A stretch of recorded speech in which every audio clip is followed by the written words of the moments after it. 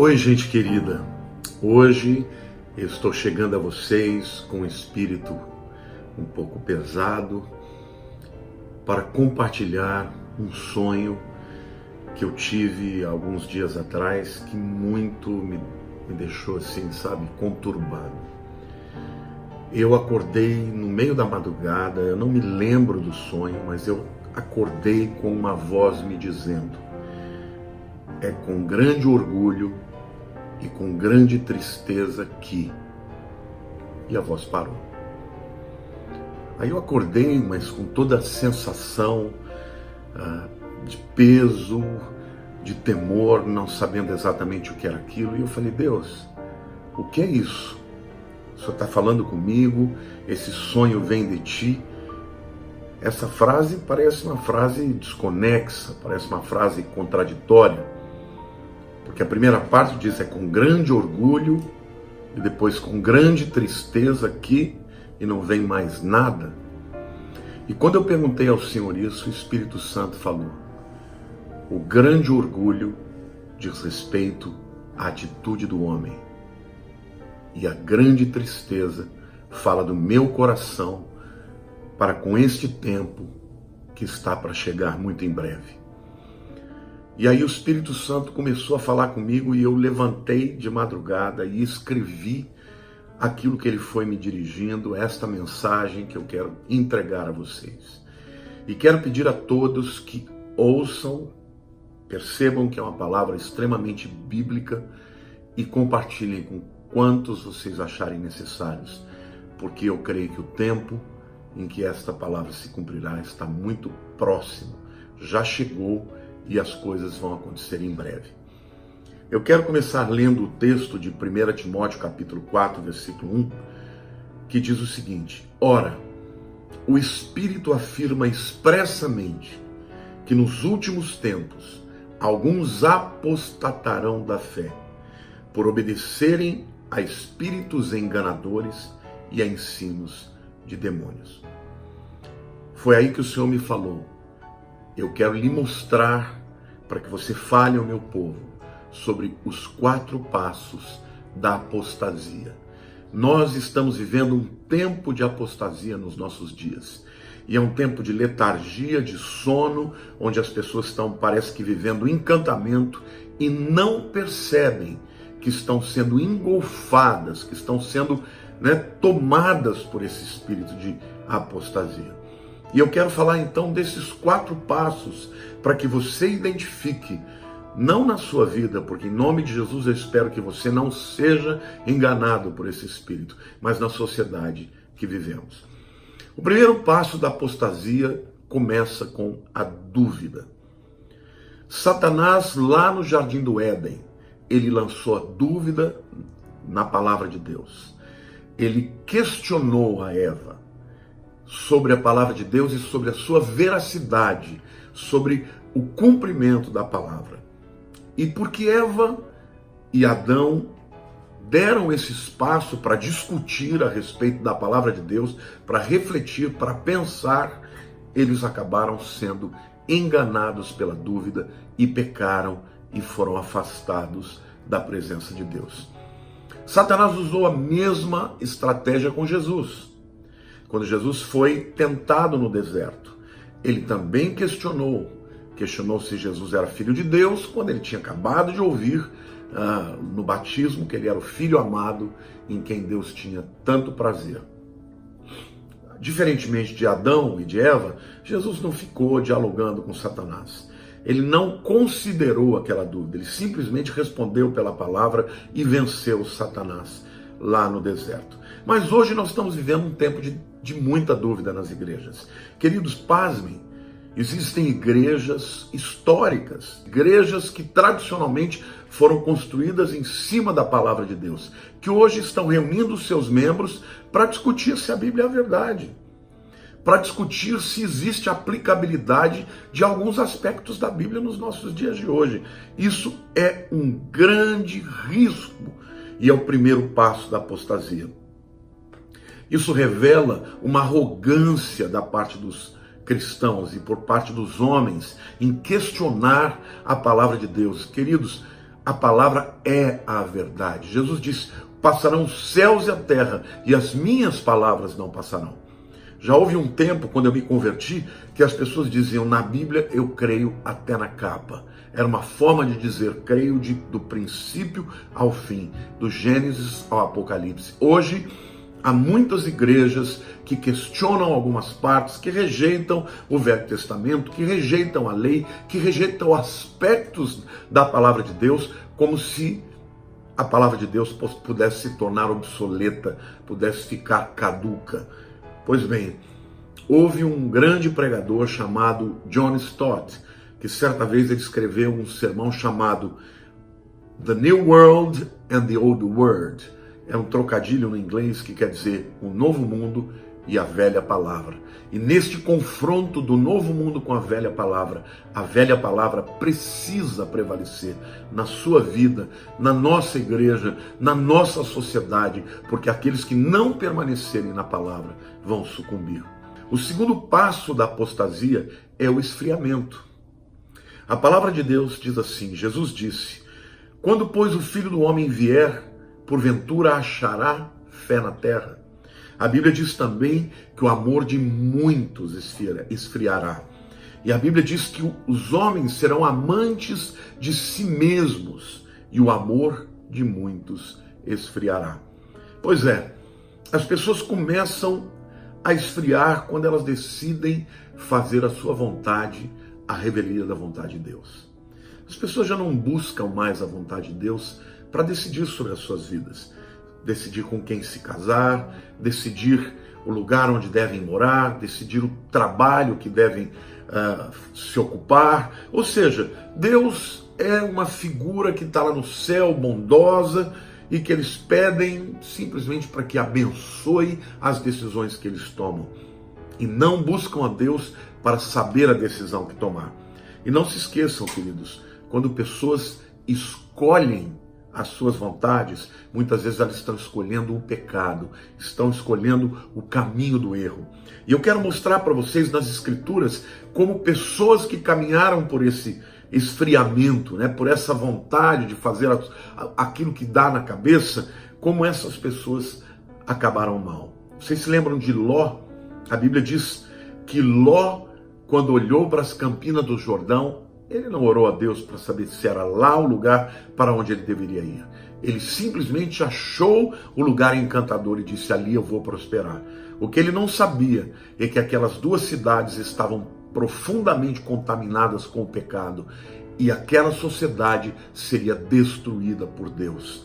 Pois bem, na sociedade de hoje, muita gente está fazendo escolhas assim, escolhendo aquilo que é agradável aos olhos, escolhendo aquilo que é aparentemente bom, sem considerar a esfera espiritual daquele ambiente para o qual eles estão se dirigindo, Ló, como todos sabem, terminou mal, porque perdeu a sua família, perdeu a sua esposa, a cidade foi destruída, perdeu os seus bens, as suas duas filhas foram com ele e acabaram ficando sem maridos e por conta disso embebedaram a Ló para terem os seus próprios filhos e a sua própria descendência.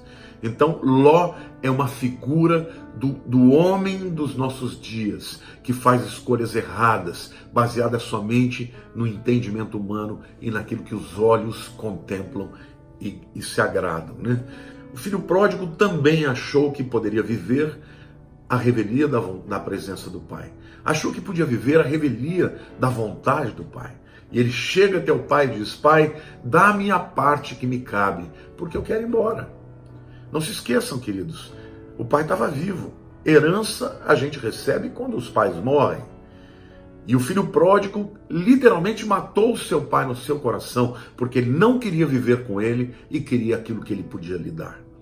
O resultado disso foi viver uma vida dissoluta, perdeu tudo que tinha e só pôde recuperar porque se arrependeu e decidiu voltar para a presença do Pai. Então, eu quero dizer para vocês que o esfriamento é um estágio muito perigoso, porque a pessoa que está esfriando, ela ainda não identificou no seu coração que ela está em rebelião contra Deus. Ela simplesmente começa a ter aquele sentimento de: olha, não estou me sentindo muito bem, puxa, não estou feliz, acho que meu lugar não é aqui, e começa a buscar outros caminhos. São pessoas que decidem mudar de igreja, são pessoas que decidem mudar de família, mudar de casamento, mudar de amigos. Por quê? Porque a sua vida não está muito bem, né?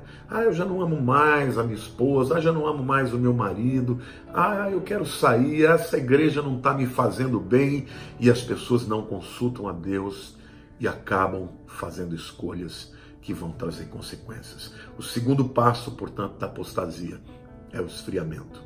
O terceiro passo da apostasia é o afastamento.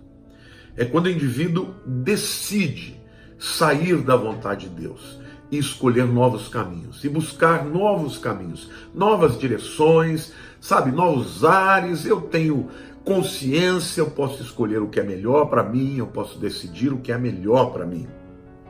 E é isso que a Bíblia diz que aconteceria nos últimos dias. O Espírito expressamente afirma, está lá em 1 Timóteo capítulo 4, verso 1, que muitos apostatarão da fé, dando ouvidos a espíritos enganadores e doutrinas de demônios.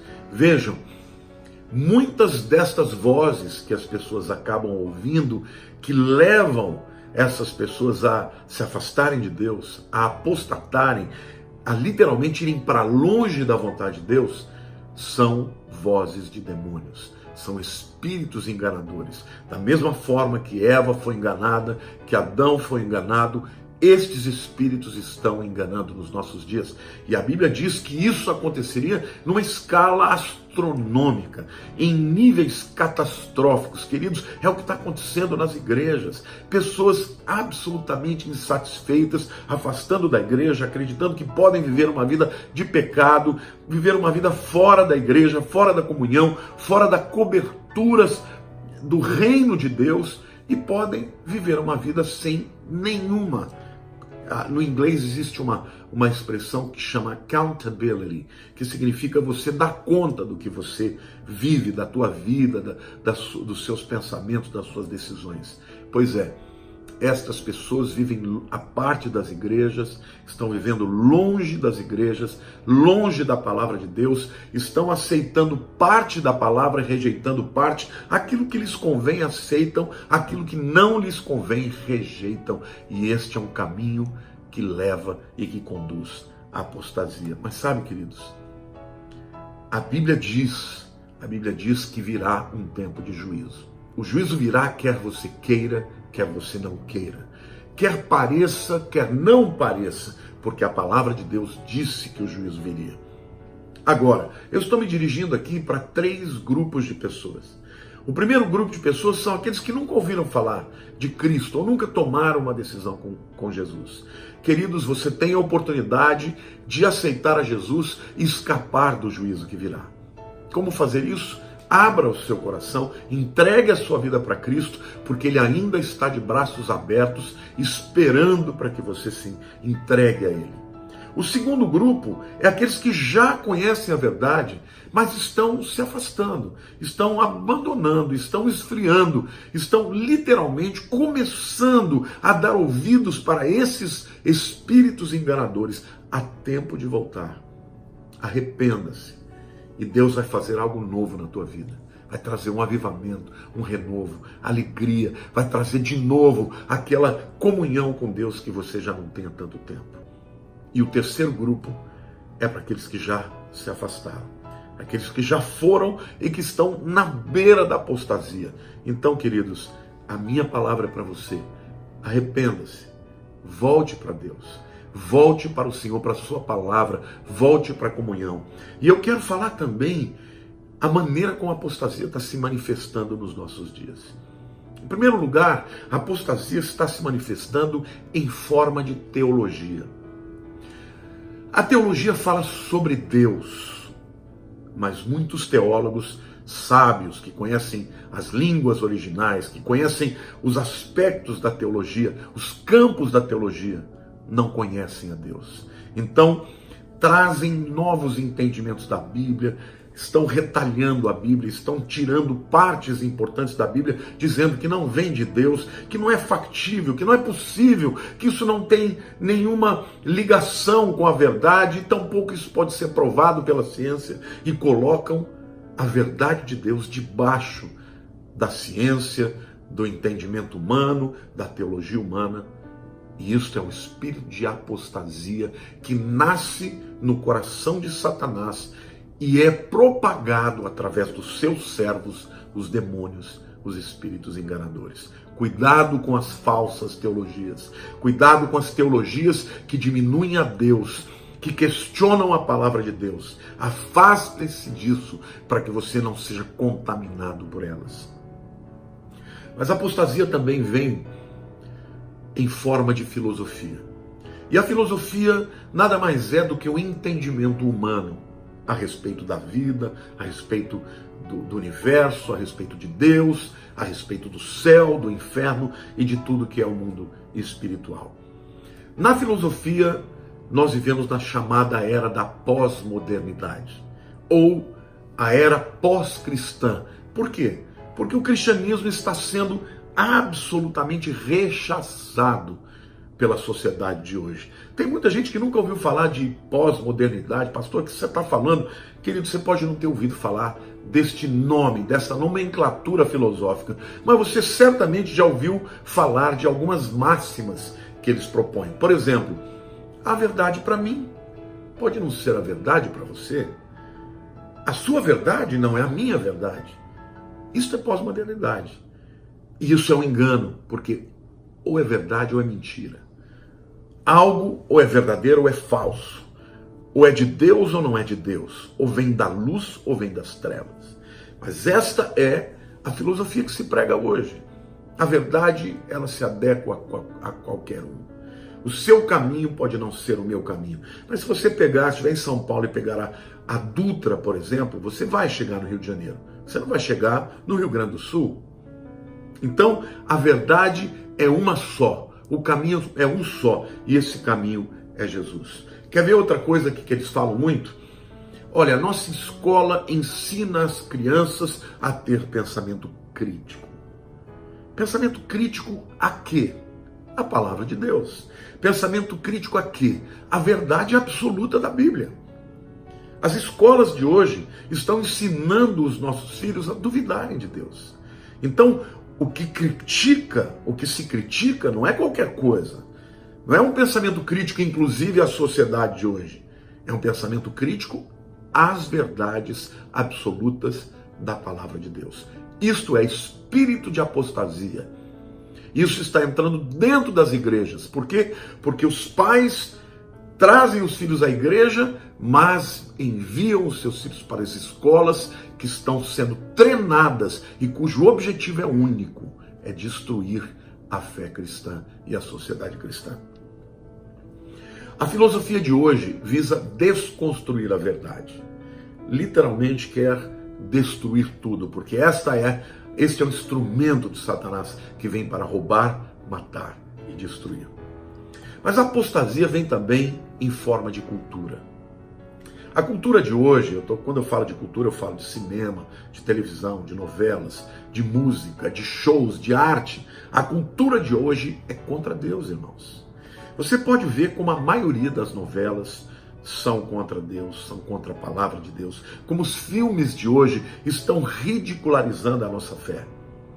Não pense você que a cultura deste mundo vai ajudar na nossa fé. Ao contrário, a Bíblia diz que o mundo é inimigo de Deus. Então, a gente vê muito na cultura de hoje as pessoas pedindo tolerância à sua maneira de viver. Mas eles são absolutamente intolerantes com a nossa fé. Quando nós falamos algo que é contrário à sua maneira de viver, eles se enfurecem, eles nos xingam, eles nos afrontam a Deus, e tudo isso em nome de cultura.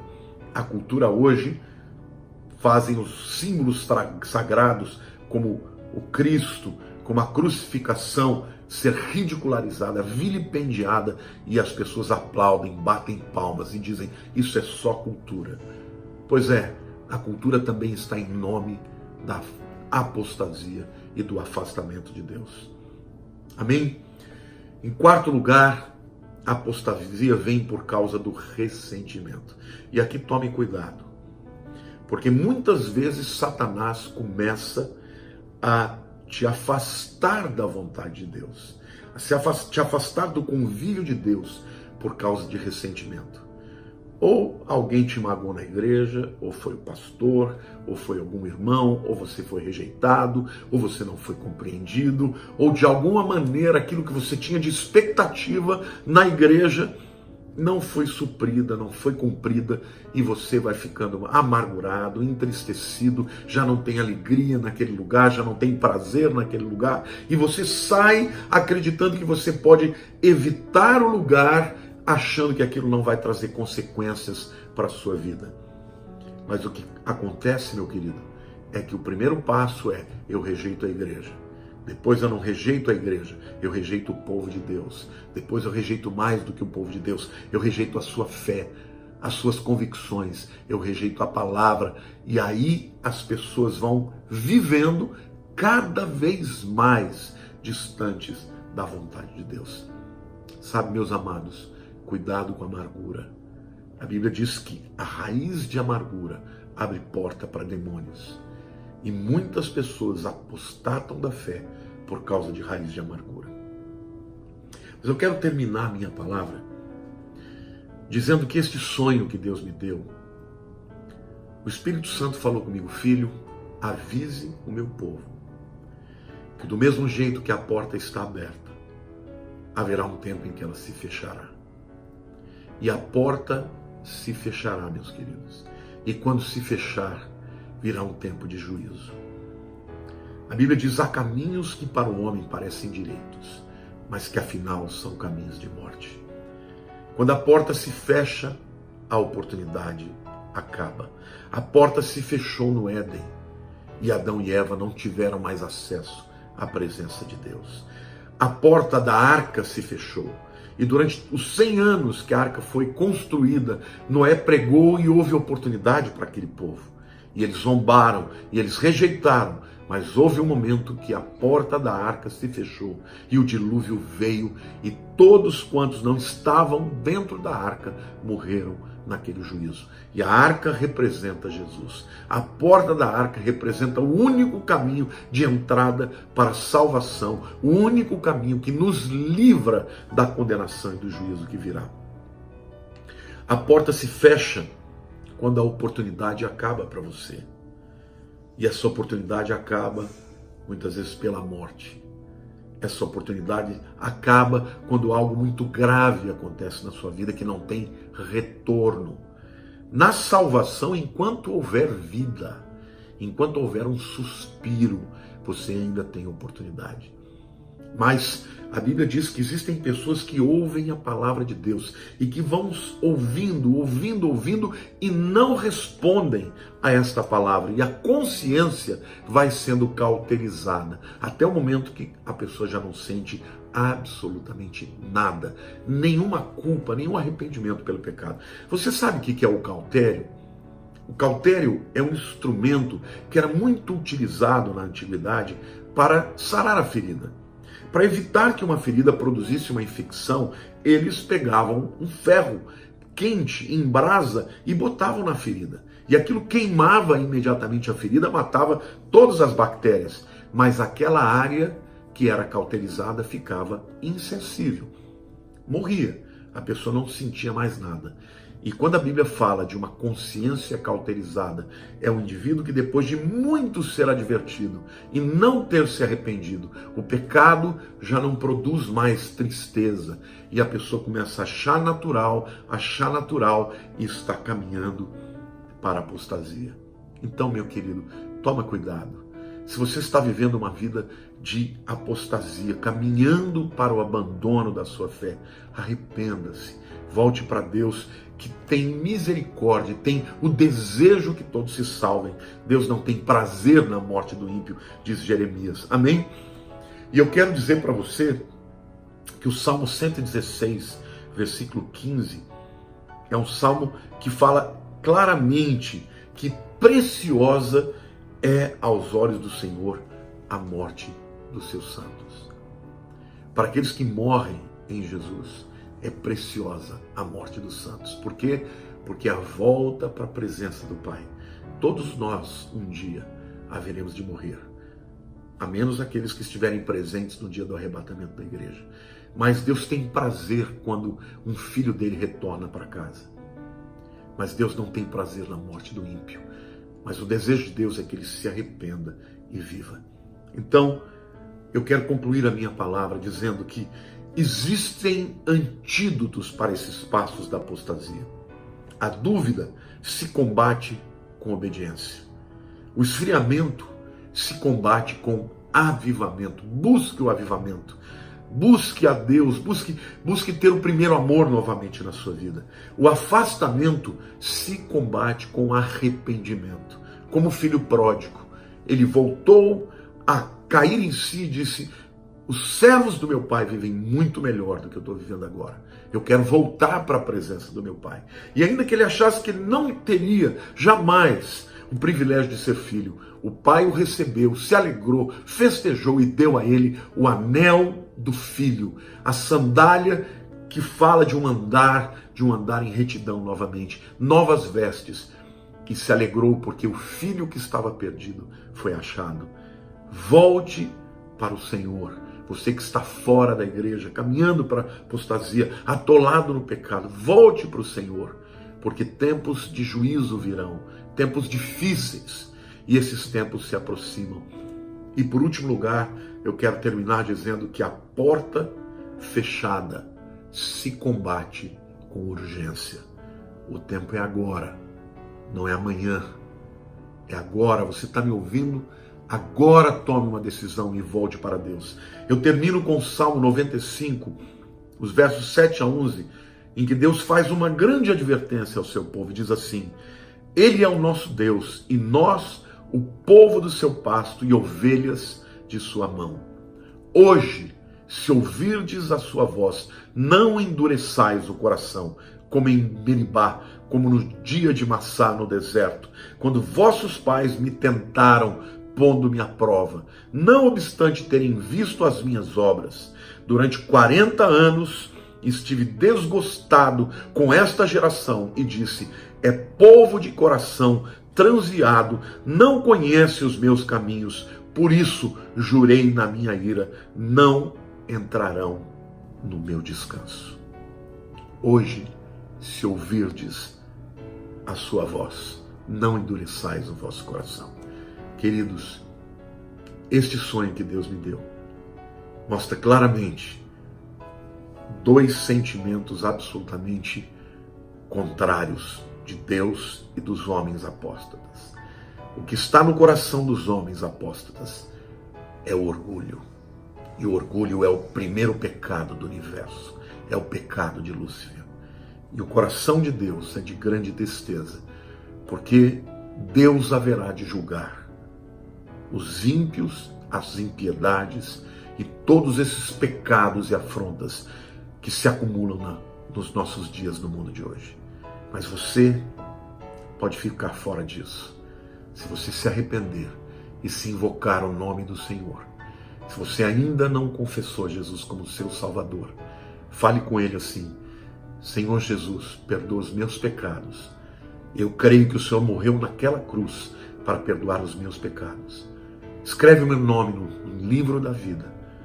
Eu creio no Senhor e através da minha fé eu quero ser filho do Deus Altíssimo. Em nome de Jesus eu oro. Queridos, amo todos vocês. Passem essa mensagem adiante. É uma mensagem de urgência. Um beijo grande no seu coração, em nome de Jesus.